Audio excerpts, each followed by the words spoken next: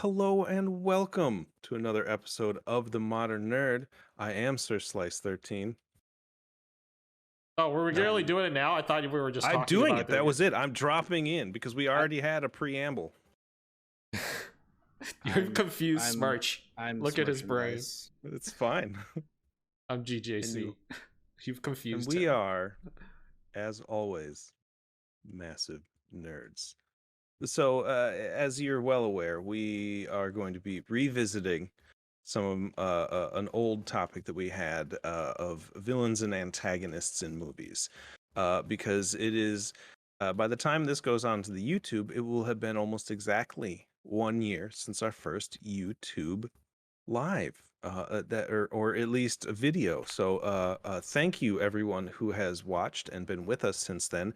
Thank you even more to everyone who's been with us since before that, for just the Spotify and Podbean and all that stuff. So you can still go back and see a full library of all our episodes. There's everything from interviews to just me and Dan, to me, Dan, and George, to then it starts with the video. So thank you, everyone. Make sure that you like and subscribe everywhere that you possibly can. Follow it on Spotify. Follow it on YouTube. Stop Make sure laughing, you give Dan. George a follow here.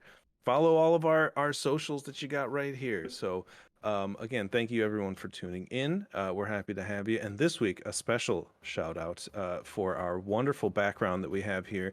My sister Maggie gave us an assist on finding Senor Smerchandise's photo. So that was a fun little journey this morning. And as you can see, it's like a walk down memory lane. We're kind of just going to play this one fast and loose. And this was us all in high school. Now, I won't say where, but we all went to the same school, George and I the same year, and Dan a year behind us. And so we thought we'd give you a little look into our lives and what we used to be. So enjoy the visuals as we walk down memory lane and talk about villains and antagonists from an old episode. Before we do that, there's some big developments in the lines of Warner Brothers Discovery. Every single social media outlet that I tune into has the canceled Batgirl movie, which we talked about on one of the streams earlier when we were playing Stardew. But the greater implications is more what I'm getting at, because track record would have shown this probably wouldn't have been a great movie, but it's sad that all the hard work that these people put into, the actors, the writers, the directors, cinematographers, that their work won't get shown. Ultimately, their art deserves to be seen. Whether it's loved or hated is up to everybody else, but they worked on it, and I think it should get its due time, whether it's on the streaming service or not. But Warner Discovery has pulled. They also canceled Scoob. There was a second Scoob movie from the earlier one that they pulled from that they just canceled. That was also almost completely finished, but they pulled 5 movies or 6 that were HBO Max originals from their service, from their streaming service. So it seems as though Discovery really was never excited about HBO Max. So it seems like there's a big power shift happening over in Warner Discovery, whatever you want to call it. Whether that's going to be good or bad, I don't know. The last time, a studio was like, oh, this movie's not going to be great, they made a different version of a movie, and we got the Suicide Squad, the first one. So, when studios decide what's good or bad, it's usually wrong, because they're not artists. They're paper pushers looking for a dollar to come back. So why they canceled this, I don't know. But hopefully there is some good that comes from it in the long term, specifically for us, for the DCEU, because it has just been complete shambles. Thoughts, feelings about this shift that we've literally been telling them to do for Because so you long? laughing was making me laugh. I was like laughing at you laughing. I was laughing because Tim had a Freudian slip and said the word scan when doing his intro, and that was an accidental, but still maybe intentional. Thanks to Mags for hopping in on the assist. Scans. I was watching you laugh, and I was like, this is modern art. We do everything we scan to make you laugh, and so that's what I was laughing at. As far as you enjoyed it so much, that's why it was very funny. He just kept going, and he played it off, and I was like, nope, I caught it. I got you. No, I don't know. But DC, I don't know, man. Me and George burn it down, dude. Like I don't care anymore, and it's fine. Dude, if this is a big change, cool. Move forward. Get past all this crap. I've been saying this for years. I hope they keep some of the original actors. I feel like a lot of them are good at what they do. Momoa is Aquaman, Cavill is Superman. Beyond that, I don't. And Gal is Wonder Woman. Beyond that, I don't really. Do what you have to do. Let's Affleck hasn't start earned a anew spot. and rise from the ashes. Apparently he's back. Affleck is back one last time. Off that J-Lo hype. Let's go. He was on living in 1999 again. Let's go. What movie was it he said he was going to be in? Was it Blue Beetle, or there's another movie that other than Flashpoint that he's like, yeah, I'll do it, and he's like a little cameo in. I don't remember. They just announced it too. That's how much we care. Is we forget. They all of made these us things. not care. I mean, whatever. I wouldn't keep anyone. I liked a lot of them, but just don't leave us with any taste in our mouth. Start fresh, new characters, new actors across the board. Because otherwise it'll be like, is this part of the last one? Cavill did all these. Well, this is the problem, right? This is the problem from the beginning. Is the short-sightedness of the company in general and of the way they want sizes, right? They like Marvel, Kevin, I mean, a big credit to Kevin and also John Favreau, that they had the vision of what it is that they wanted to, like the way they wanted to work and the way they wanted to build the universe. They knew it couldn't be done overnight. Do you know what I'm saying? That kind of success had to be done one piece at a time in order for it to build up to the right climax, like an Avengers movie. But unfortunately, Warner Brothers never had, like, they took shortcuts. They never had that intention to like build it piece by piece. They're like, oh shit, we needed an Avengers style IP. And so they just threw in Justice League way too early, without building the pieces properly, without any foresight into the larger arc of the story. Before they even did Avengers 1, Joss Whedon knew what they were going to do for Ultron. That's how far ahead they were planning before they even filmed Avengers 1.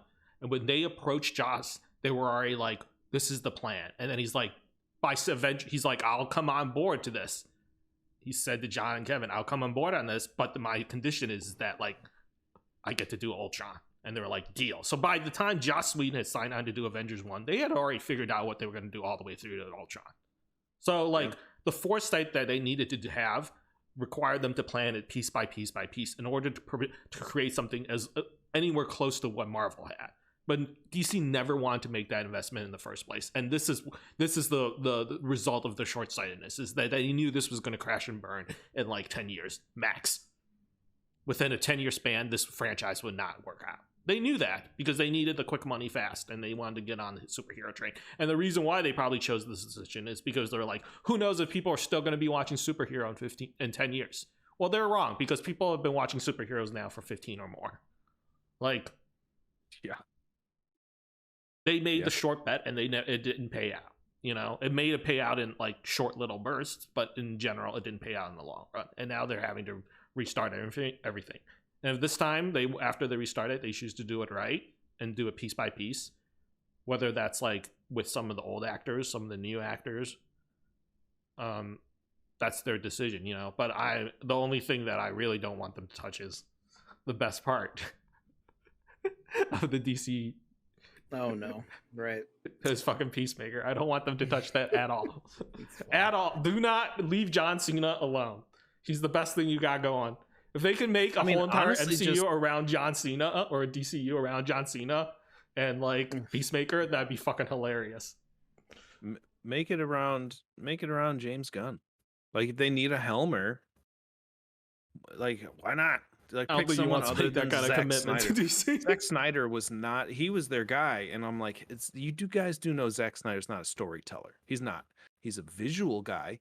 If you want some cool visuals, go to Zack Snyder. If that's what your intent is, do that. You know, go to him. Go to Michael Bay. Go to these types of directors. You got to know who you're getting in bed with. Can we get like a director to like, and then hire Zack Snyder as like the visual effects supervisor or something? Because really feel like he's got a lot of that down really well.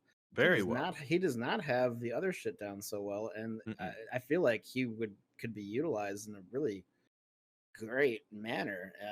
And because so far he is not good, and I don't, it's he's got the eye candy and he's got some draw and he's got passion, but like it's not. Anyway, that's what I think should happen personally. Yeah. I mean, I agree. Yeah, I think he would be good in that role, and honestly, like if they had just left him alone and just let it play out, just let the train wreck happen, maybe it would have actually, in the end, come together. There's a writer, called Grant Morrison, for comic books, who's done a lot of the source material that these guys are pulling from, and I want to say Grant Morrison. I hope I'm doing the right person. He's very stream of consciousness. It's very much like I'm just going to have things come out of my mind and onto the page. And while you're reading it, you're kind of like you're saying to yourself, where is this all going? The difference is though with him, with Morrison, it all really does come together in the end. Like the ending, the ends justify the means in that particular case, and maybe, just maybe, his original plan for the Avengers, Justice League, trilogy or whatever he was going to do would have paid off with the overall story. That may have worked. We don't know. We will never know. And that was the premise behind the Snyder cut, of why everyone wanted it, is because they're like, fuck it, give him a chance. What the hell else are you guys gonna do? Fuck up something else? Come on. There's, something fascinating. There's been a lot of evidence to support recently that the amount of bots pushing the Snyder cut were more than like triple what the average are. Yeah. It was like I don't even know. I don't know if it was. I don't want to say 25%. I think it was less, but it was still like the average would be like for a movie it would be like 5 to 6%. This was like above like 15% of bots just like spamming like the hashtag like, and give us the Snyder cut. I mean, hey, we got it. So whatever. I mean, I'm not too mad. I definitely enjoyed that version more. What's funny is that we never would have seen that version if he would continue to direct. So it's fascinating how it played out. But it's everyone's saying like restore the Snyderverse. Like, yeah, careful what you wish for, man. I mean, I don't. It is cool to see this, our kind of like nerd culture have such a strong voice. The two that come to mind are the Snyder cut and the reaction to the initial Sonic trailer. And it's cool to see that, but I'm glad that those are two examples that played out. I'm scared to see what might happen. I mean, an example that comes to mind of bad reaction would be Star Wars Episode 9. Yeah. With great power comes great responsibility, and I don't know how often these things should be given into. I mean, you think about what we really got and what we demanded, and like we demanded a better Sonic. It's like, yeah, we got a better Sonic looking.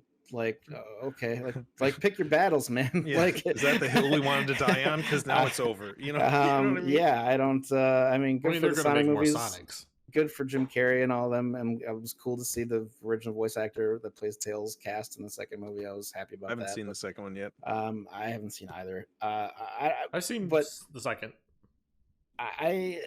It's I'm a little scared. To see what happened when a voice is so strong, and I'm afraid the nerd culture is going to receive a a harsh lesson someday, demanding Here- something and getting like something exactly what they asked for, and them going, "Oh no, oh God."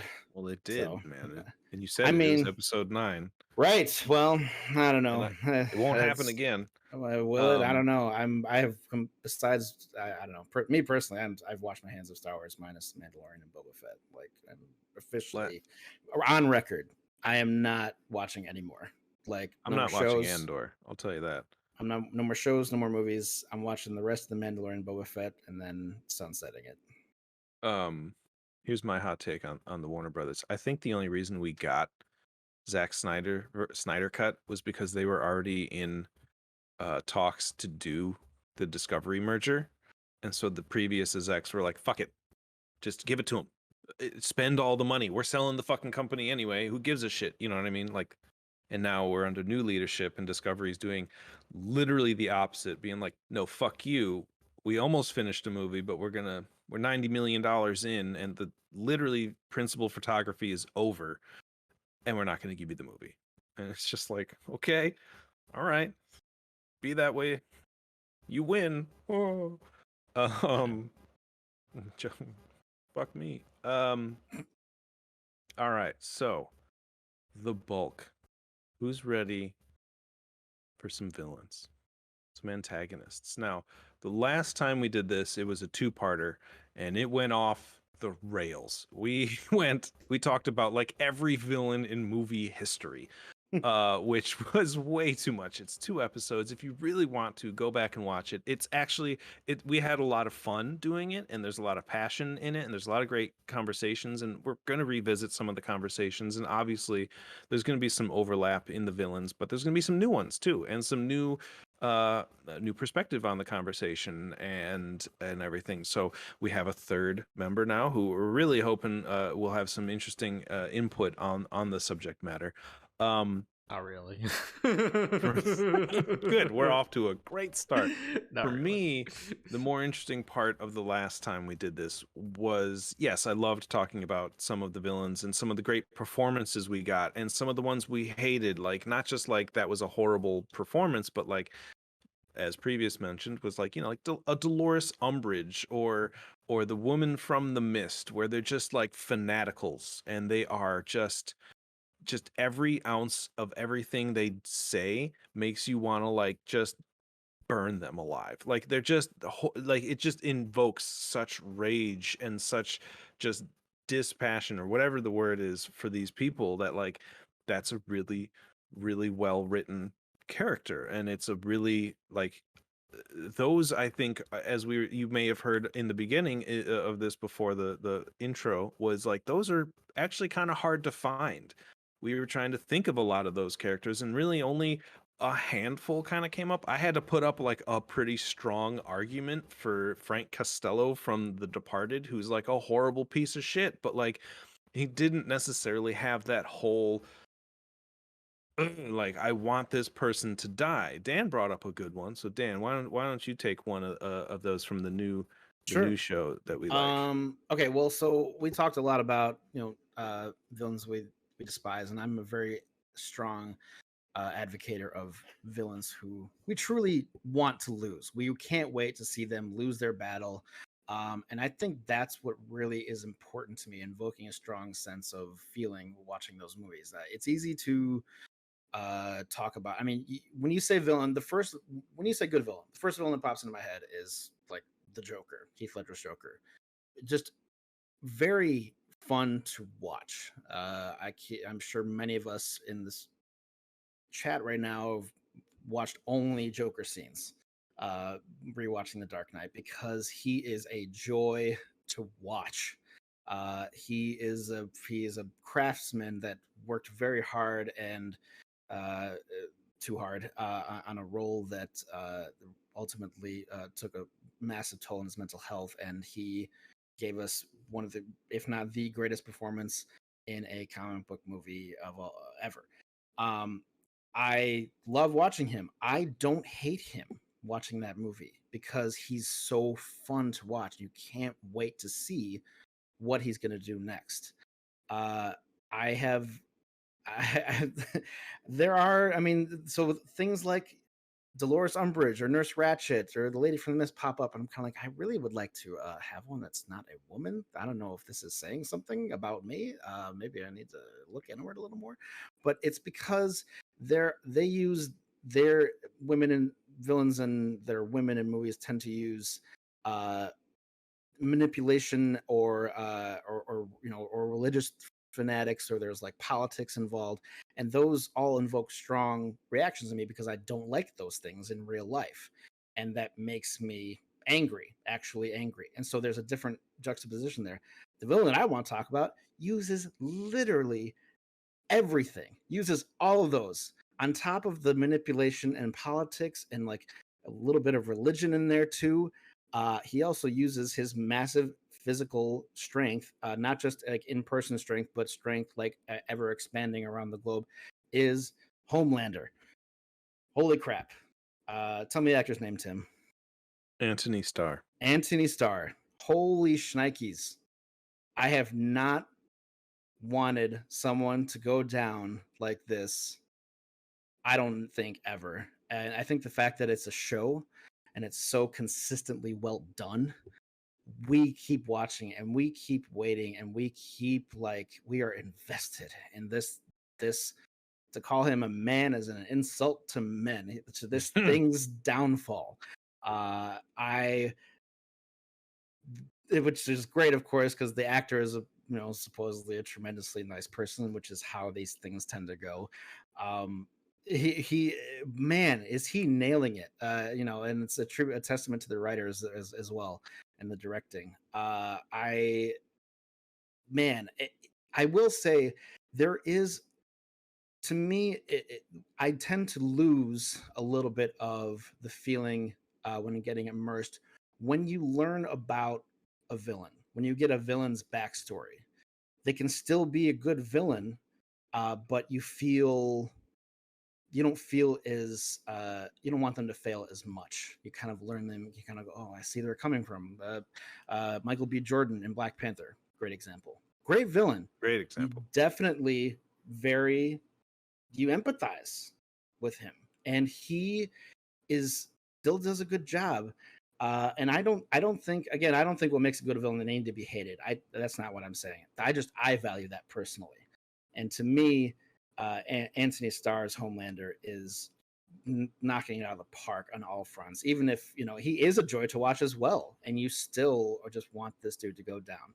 And it's I honestly can't think of anyone else that I despise more than him, I think. And even still, we still learn about him a little bit. We still have gotten tits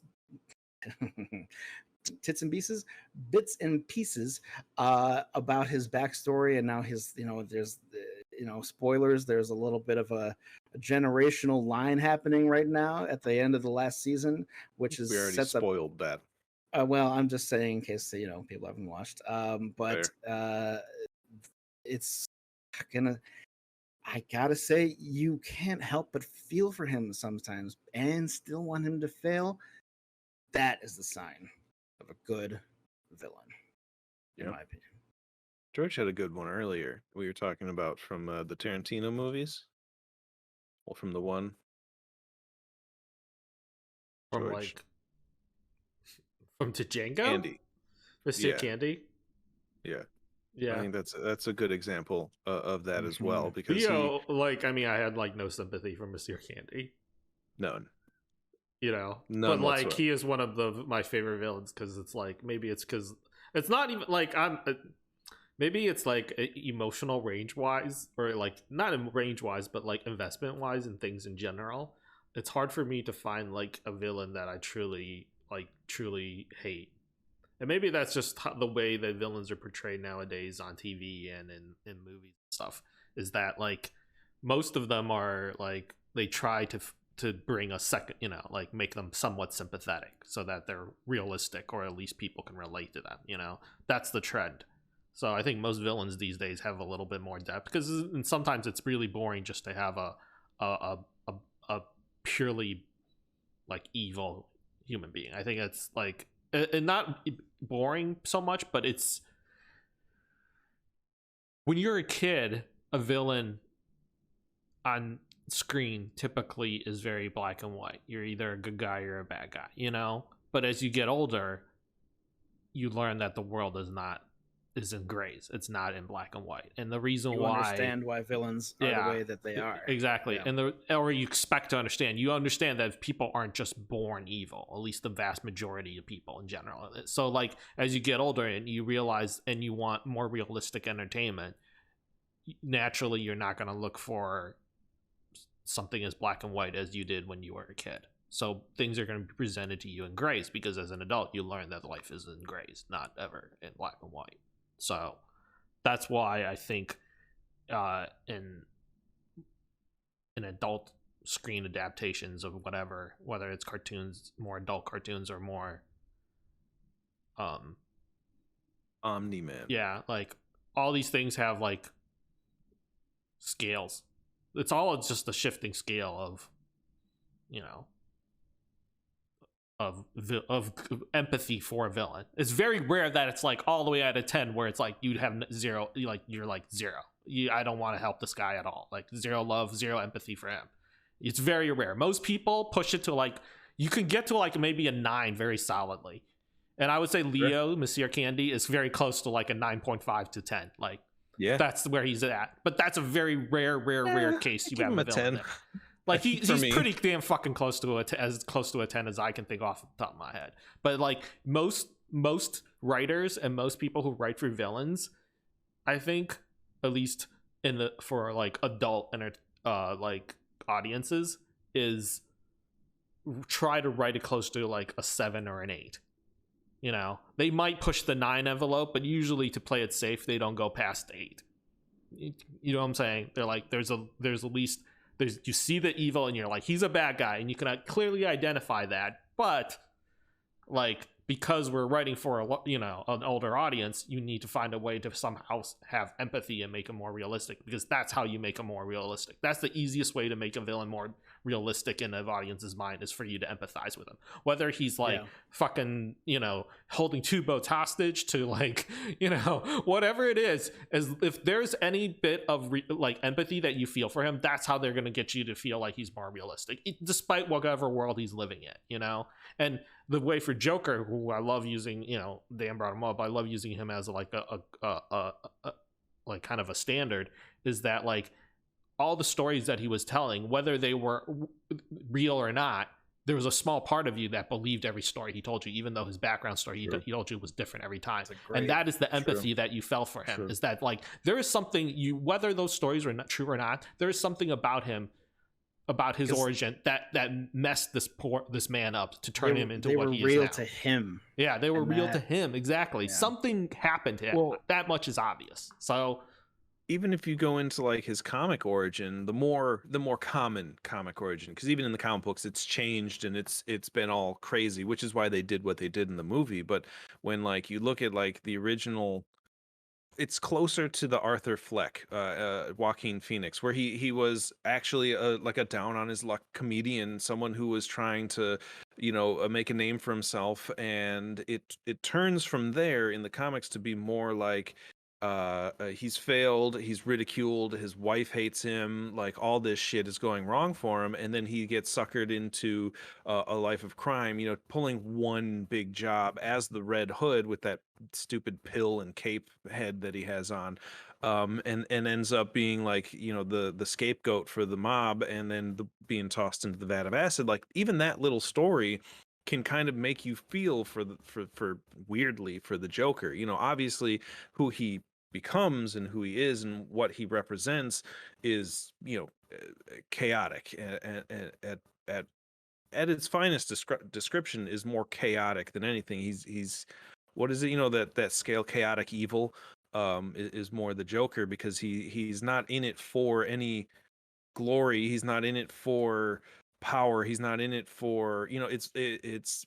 Michael Caine best said, like, some people just want to watch the world burn. There's no reason behind what he does, and so that makes, as I agree with George, a great medium point for where you put like your needle for the villains. I think he'd be like at like a solid like 5, right in the middle, like there's enough sympathy for where you're going to be able to relate to him, but yet he's still, yeah, he's the bad guy. There's no question about that. But like, you lean into Killmonger or other, comic book villains where they're going to lean a little bit more. Like, I'd put Killmonger like at like a 3, a 2. He's not. You look at his intent, and his intent, it's in He's of incredibly itself is sympathetic. not evil. Yeah. It's not evil at all. It's the means. It's how he's doing it. His what's the word I'm looking for here? The means is a good way of putting it. Yeah, the way His he's going actions. about it, his actions are what's evil, and not his intent. So it's a very mixed bag. And I think today, like we were talking about, today's moviegoer, book reader, a comic book reader, whatever it is, they need more than just a 10, like George was saying. I think that a Yeah. 10 can work when you have, I keep saying Dolores Umbridge, but I hate her more than anybody in movie history. So, but like Wait, that's, all right. But wait, that's what's a that's 10? the audience for Harry Potter. Do you understand what I'm saying? Is Harry Potter somewhat like Harry Potter's brilliance is that it's able to sprinkle a little bit of that in there. It has the 10 villains, but then it also has the 9s hold on. and the 7s and the 2s. Wait, like, hold on. I'm for missing me, a something.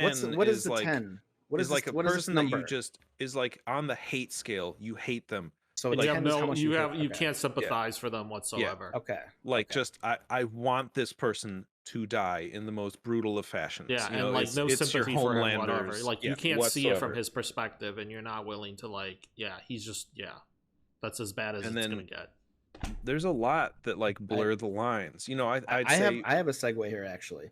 yeah, do it. So George was talking about Calvin Candy, and I admittedly had not as much hate for him, not because of anything that happened, but because I think I just like Leonardo Leo. DiCaprio as an Sure. actor, and I think he's a joy to watch. And you learn about the whole when he broke the glass in his hand, and that's his real blood that he wipes on Kerry Washington. Like whew, I mean, you go back and you're watching, and you're kind of like, you could say you're drawn away from it, maybe the immersion a little, but it doesn't matter because that's just that, that's Quentin Tarantino saying, keep going. Like, you can look at that take and see some people kind of looking around, like, but they kept going, and that that's the legends are made that way, and I like seeing him as a villain, and that's something that a lot of like big, some of the biggest names in acting seemingly refuse to do. But when they do, it's amazing. It's so great to see. I think of some of the big names who will not do villain roles anymore. And a name that comes to mind, when he was a villain once before, and it was, in my opinion, his greatest performance, is Tom Cruise, An Interview with a Vampire. Great villain. I mean, I guess you could say maybe he wasn't the villain, but to me, he was. And there's a little bit of empathy in there, because he was, like so many before him, it's like he was given a choice, it seems, or I forget exactly. Maybe I'm wrong about that. It's been a long time since I've seen it, but I just remember thinking he is killing it. This is like some really great, twisted kind of like, he tapped into something there that I don't think we've seen him tap into since then. And I want more of that. I think he is capable of being a truly menacing villain. And I think there are a lot of actors in Hollywood that have that ability as well, but their agent doesn't want them to be typecast or fall into that vat, and wants them to be leading man material, quote unquote. And that breaks my heart a little, because I feel like I can't think of any others off the top of my head, but I loved Interview with a Vampire, and I don't think we'll ever see Tom Cruise cast himself as a villain. Well, no, because again. he's a villain in real life, so he doesn't Right. portray himself on screen. So, yeah, I mean, there's a lot of great actors out there I wish would do that, because I think we would get something truly magical, like a Monsieur Calvin Candy. That's it. But that's a weird segue. Did anybody watch The Gray Man yet? I'm not going to go into any details or anything. From the trailer, it's basically Ryan Gosling against Chris Evans, and Evans is the bad guy, and I just enjoyed watching him in that role. Like, go back to Knives Out, even where Evans is the bad guy. Like he's charming, he's but like evil, you know, and like it goes to say that there's some actors who, when they give into it, it's good, you know, There's they a do a great bad great guy, role. Scott Pilgrim. Yeah, he was the bad guy in He Scott was Pilgrim. funny. Well, He kind was of. Yeah, funny. he was funny. I mean, Evans has charm though. He's going to bring that to everything he does. He's There's eye a really candy. interesting movie with him.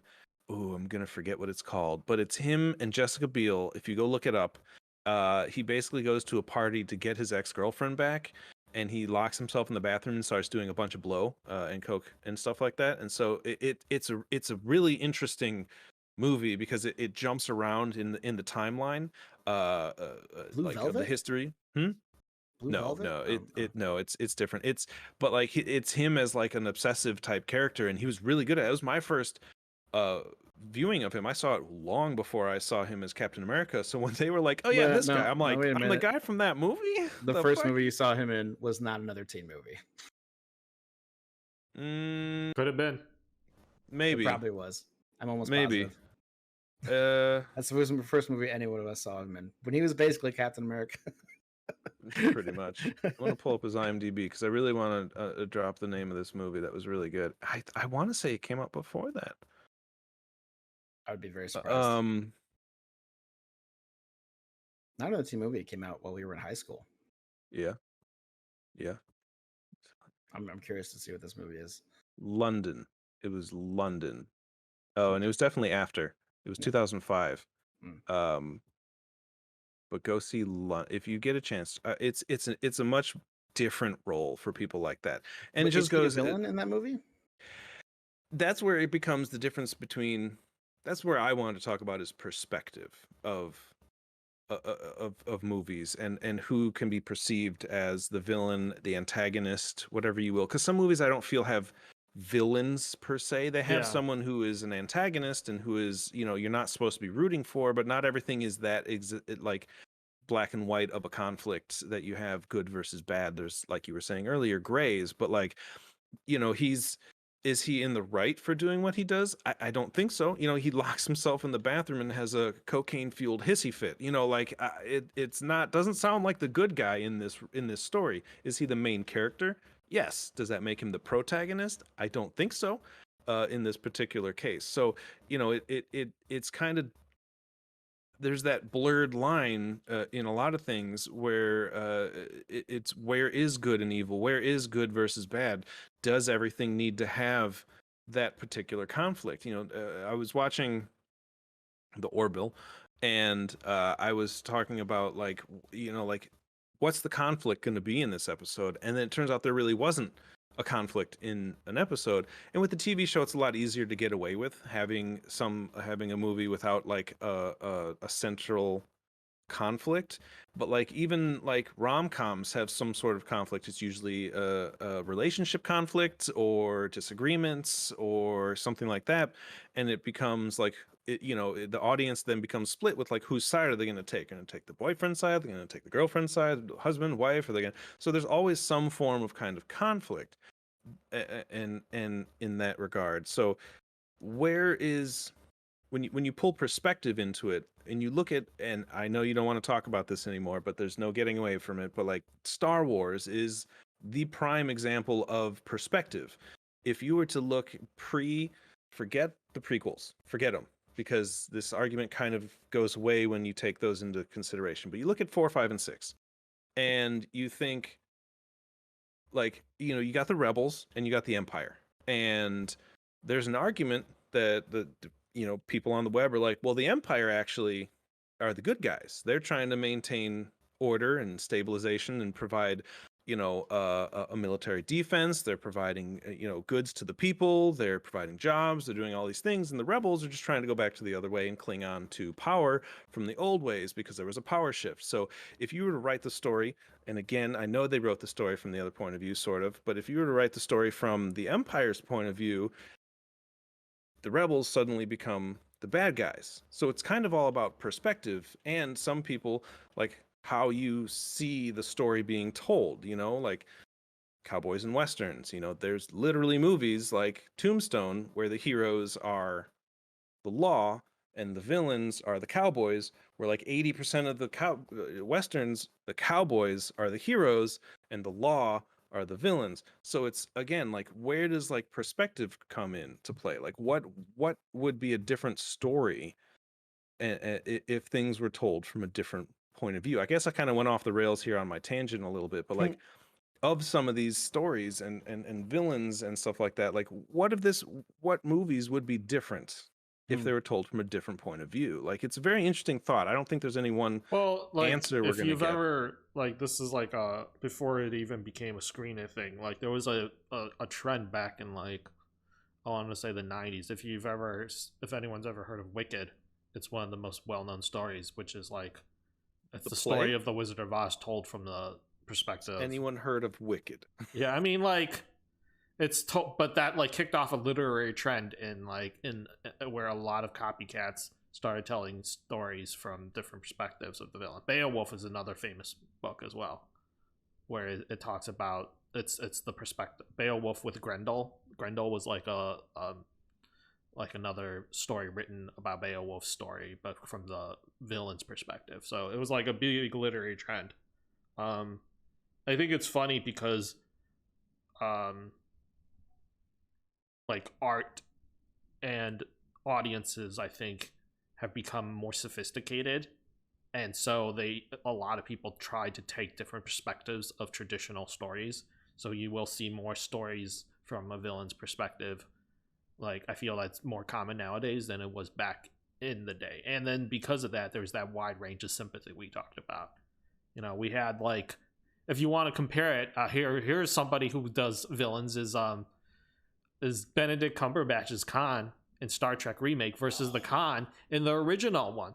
It's such such a big difference, because the Khan in the original one is clearly also a bad guy, but the thing is he's a very traditional like evil bad guy. There's like very little sympathy for that version of Khan in Star Trek. He's just like, you know, you just fucking hate him. Like, there's no like, I don't even feel sympathy for him. He's just a really bad guy. But the Khan in like that Cumberbatch has, which is played almost 20 years after the original, like, I think maybe more, like he brings a whole new depth to this character that you're like never really felt from the original version of Star Trek. So it's like audiences, since it's from its cinema history, has also grown more sophisticated. You can't have, if you're going to have black and white characters that are like purely evil like that, you're going to need to have layers of other ones as well, right? They can't be, it's very rare for your main bad character to be like zero sympathy nowadays. You have to have layers. You really do, because that's what I think the audience is expecting nowadays. You know? Segue. Right. I think that's what we're missing in phase 4 of the MCU. There's no who's True. You could really also say that, but we could also say that we didn't have much to begin with in the first phase of how evil someone was, and we rarely got a good villain as it was, and still got plenty of good movies out of it. Some of the best ones were either one-offs or they ended up turning into an ally. You know, sometimes I don't think that makes a difference. Like Loki. Loki did such terrible fucking great things. Example. Like, especially in the Avengers. He killed a bunch of people in the Avengers. He's like a straight up war criminal, mass murderer. But yet, for some reason, people are able to look past that and feel such sympathy for him. But he is a freaking mass murderer. He like destroyed downtown New York. Like, he killed, like, what's her name's dad, like, in the attack in New York. Like, who did he kill? What's her name? Kate Bishop's dad. Oh, yeah. Yeah. Oh, right. Like, he's responsible for killing. He may not have personally done it, but he brought the Chitauri. Right. He caused the events of that. When he showed up in Avengers, he straight up just murked like 20 freaking SHIELD agents right off the bat. Like, but somehow we like. Still, I mean, Marvel audiences are able to like look past that and like killed Agent Coulson, which I don't know if you want kills to Coulson, that, but I mean, did he kill Coulson? But kills Coulson. Yeah, he killed Coulson. I don't know. It's a whole thing. I mean, Yeah. and that's we again, it's a great episode to talk about it because this is we Perspectives. also revisited. Perspectives, man. We talked about like character arcs at one point on one of our earlier episodes, if I'm not mistaken. And Loki has a great one. Obviously, everyone Yeah. for us knows that like our gauge of great character arcs is Zuko, but like again, like the first time I watched Avatar, like I fucking hated Zuko. I was like, this snivelly, was annoying. whiny, annoying little son of a bitch. And by the end of it, I was like, I love you, Zuko. I missed you Mhm. this whole time and I didn't know it. Like it It's was very- good. But So- they changed, you know, his Right, character and grew that's- because his character at the It's a beginning lot was like for a an certain audience that was Anakin not- Skywalker. Yeah. yeah. It is. It is almost It in every is, way. it is. Starts out very sniveling and annoying. Has well, I guess he doesn't switch to evil, but like He it's- switches to good there's, like there's a lot there. the moment he dies. So Right. No, it's still different, but I have something to say, and it's not necessarily anything that like I want to touch on too much, but it kind of ties into our. So we're like doing a year in review, and we got our yearbook pictures up, and I met Tim at Blockbuster when I started working there, though I had admittedly kind of like chatted with him about video games for way too long. I kind of once in a while he would come over and I'd be looking for games, and he just start I'm in my head, I'm like, is this guy working? that was work for me, man. That was the sweetest gig I've ever had. And so it would happen a lot. Nice. Yes, Make it a there you go. Blockbuster night. And I ended up working there, and that's why I'm here today. I've made some lifelong friendships, and something that kind of ties into what Tim was talking about before with perspective. There is a movie, though I don't want to go on record saying this is one of the great movies. We were talking about perspectives, and it jumped in my head. I had to look it up. Curious. A movie called Perfect Getaway. Oh, I love this movie. With Timothy Oliphant. This movie switches perspectives of what is to be the perceived protagonist to a different what is now your new protagonist, because we learn about halfway through the movie that the protagonists you were with the entire time were in fact the antagonists. Yeah, it's And great. What a swerve. I don't, the movie as a whole is fine. For me, it was that, like, what a swerve. I want more swerves. Like, and like not Shyamalan swerves. not Those are Shyamalan swerves. swerves. Like, honestly, Shyamalan has some great swerves. I'm not knocking the swerves. I'm knocking the They're- movies. Okay. Yeah, he's the new John Williams with his tired ass beats here. His Tired ass ass swerves. I kind of liked that's so funny. I liked the difference between like we were locked in with these characters, like, oh, it can't be them, they're the main characters, but like they were the bad guys. I want not like that kind of swerve specifically, but just like misdirection in movies, I feel like is a really lost art. I really liked that a lot. That's a good segue. I have something. Please. Okay, that's a great segue because I wanted to talk about like villain Hall of Fames, people who are like Sure. we talked about people who don't ever want to be play villains, but people who are like great villains. And I just want to say one of the best swerves that like somebody tried to do is with what's his name, Ben Mendelsohn. He's like known for known for being a villain, like in Ready Player One and Batman Star Wars. What's the third Batman Night Rises. He's a bad Dark guy. Knight He's in a Rises. Star Wars. He's in a bunch of movies typecasted as a villain. And then in Captain Marvel, Yeah. it made you think that everyone knows, the Krees are, like the history with the Kree in the comic books. It made you think the Kree were the bad guys, Okay. and it turned out they were not the bad guys. And they perfectly well planned. found this It guy was a who was swerve. typecast as a villain all the time in every fucking movie. And they're like, we're going to bring you in and we're going to use you for a swerve because everyone's going to think you're a bad guy. And it worked out kind of nicely, Like, you kind of had suspicious feelings in the beginning, but it wasn't until, like, at the full reveal, you're like, oh, they got us good. Because it's like, this Right, guy's, like, 'cause always typecast as a villain. the Skrulls are always very villainous and everything Yeah, else they've been portrayed exactly. in. That was a really good I know swerve, me and Tim actually. were ready and waiting for that moment to happen, and more, and then movie, and then nope, and then nope, He belongs on the Villain nope. Hall of Fame. And another then person we're I just- want...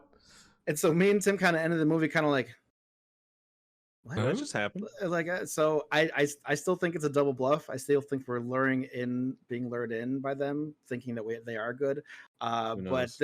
but as Tim and George pointed out last time or 2 times before, that's probably a much smaller sect of the squirrel race as an entirety. So And then another person I just wanted to put in the Hall of Fame, and then I'll stop, is obviously Gary Oldman.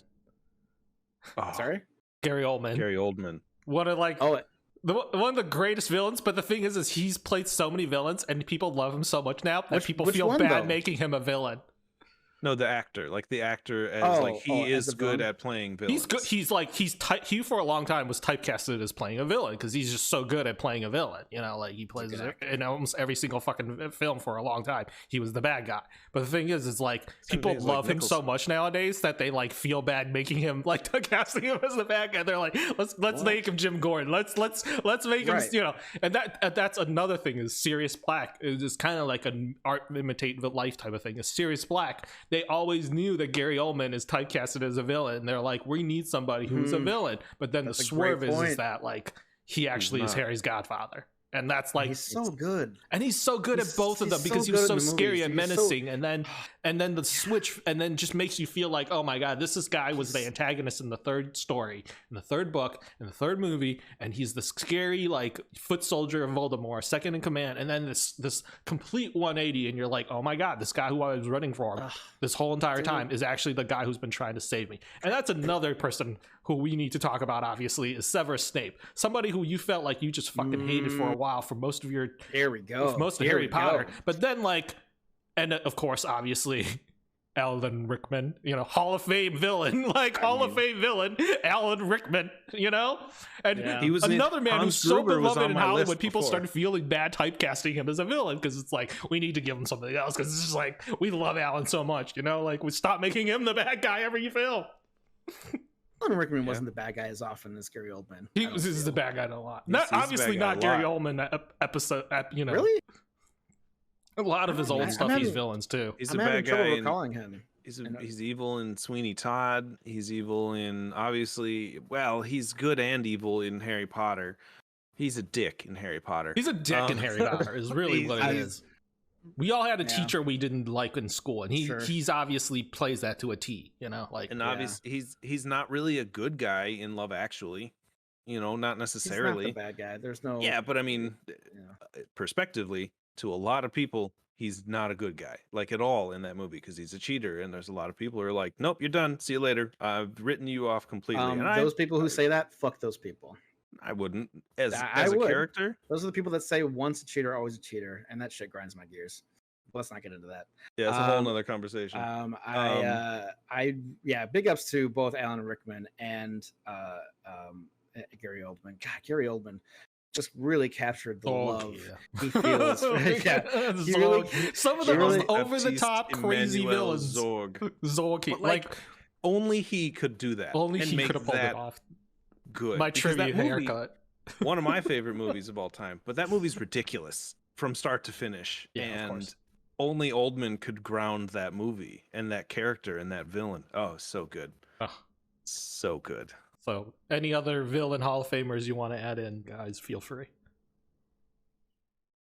I mean, there's so many typecast villains. I mean, Hopkins, you know, and is generally not a great guy in a lot of movies ever since he did Silence of the Lambs. One that pops into my mind is Theon in the first John Wick. And because it was nice to feel, hey, for someone that didn't like do something like political or religious or something, he killed a dog, and it's like, oh, you have to die now. Like that's like you killed a grieving man's like dog. That's all he had left of her. Deserves to die. You need to die. And they kind of dropped the ball on it, in my opinion, unfortunately. He just kind of is like haphazardly killed with 3/4 of the movie, or 1/4 of the movie left, or I should say. And then it's kind of like the dad who knew what was up, like knew that this is like, you shouldn't have done this. Like, it just kind of like becomes like auxiliary like bad guy by default. Like, well, I guess I killed the sub boss. Time to kill the main boss. Like, I was like, that's too bad. This could have been a really satisfying ending to a really hated villain, and you just kind of were like, man, he's dead now. And I don't think they've had a truly hateful villain since the first John Wick, in my opinion. It's fine though. You don't need it. Everyone says that about the John Wick movies. It's fine.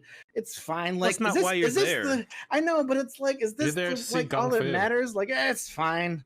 Like, it can be if that's what you want to go into and see. It's just like, I guess so, but all we need is just like a little bit of passion with like a villain, and I feel like those movies would be like way better. It's just kind of him going around, and it's like, give me that passion in that first movie. Like, give him a reason again. Like, he's just like going around doing this shit, and I don't even know what's happening in the movies anymore. There's always bring this thing to this thing, so you can have this thing to do this thing, so that you can talk to this person. They'll give you a new thing. It's fucking Skyrim with like things that we don't know what they do. Like, here's a quest, bring me a quest. Oh, I'm on another quest. I'm off on this quest to get the quest for this new thing, and no, we don't know what those the fucking plot device. The stuff in between that is awesome. It is. Who cares? But like, I do, because I feel like we could have like actual great like movies in our hands, and instead like we're like watching these action sequences, and then when it's not happening, we're like back to looking on our phones some more. Like, these could be like some truly like legendary action movies, and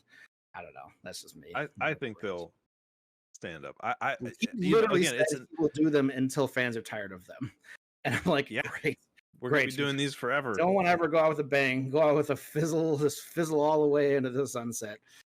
You reminded me, not John Wick. Well, kind of John Wick. You were searching for a male villain other than Homelander that you just passionately hated. Sure. Joffrey. Yeah, I was gonna say Game of Thrones is a great place for you to look at the spectrum of people who you hate. Like also Boltons, the Boltons, the phrase, any of the like Boltons people, phrase, Tywin, no redeeming qualities. Mm-hmm. That's a good show to see, like the scale. I will say, they got villains.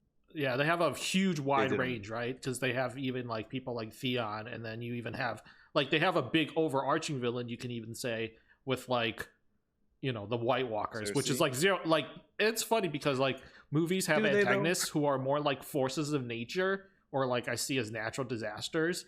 And then there's antagonists that are like real human beings that are characters, right? So like the White Walkers are something that's so like such a large antagonist that feel like a force of nature. It's like a zombie outbreak or a fucking tornado, or it's not something that you can't almost fight against. You can just like hunker down and try to survive through. Almost feels like, right? I don't want to go too deep into Game of Thrones. Yeah, but I never felt a threat from them. Yeah, like that's what my point is. It's such a huge like. There's no sympathy, because how can you sympathize for zombies in that sense, like or how can you sympathize for like a tornado, for like a tornado or a, or a meteor coming at you? Like, that's what it feels like for that. But then it also has these wide scales of like, a Joffrey, a Cersei, and then you got the almost like, whoa, what kind of sympathetic, like man who pushed like child out a window, like now suddenly like feels really bad to see him go at the very end. Like, like Theon, man who like killed all those people who raised him, like now you like kind of feel bad to see him go. It's just like, that's honestly, like, say what you want about Game of Thrones, it gave you a very wide palette of good and bad, and maybe did a better job on the bad side sometimes than it did even on the good side, if you will. Yeah. They had a lot of gray characters. A lot of gray. And what the problem with that show is it got really complacent in turning bad guys into good guys. And when they had to do the reverse and turn a bad guy into a good guy, they fucked it all up because they had no practice doing it. And then undid it. They had no practice doing it.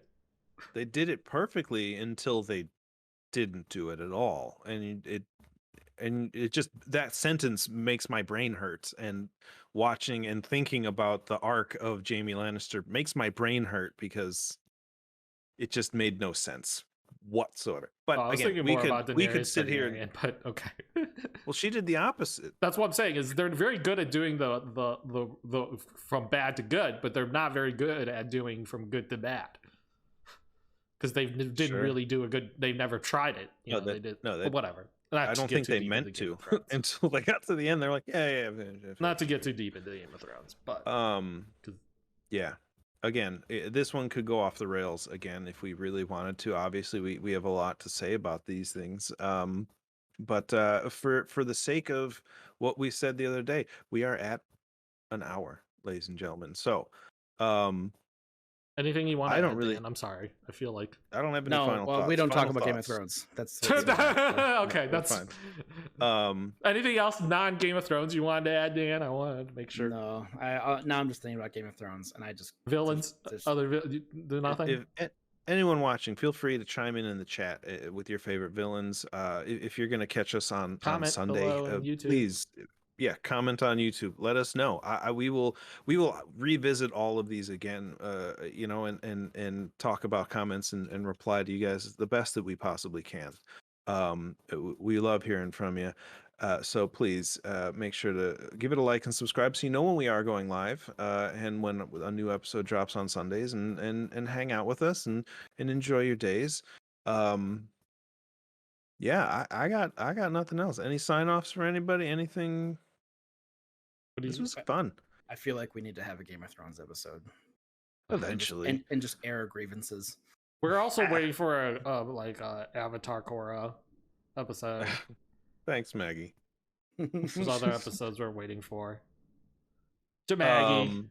Yeah, we're gonna do Legend of Korra. I feel like we're right on the brink of doing a Harry Potter one as well, because we've talked about it several times in many episodes, and that can be an interesting conversation politically, and just on the movies.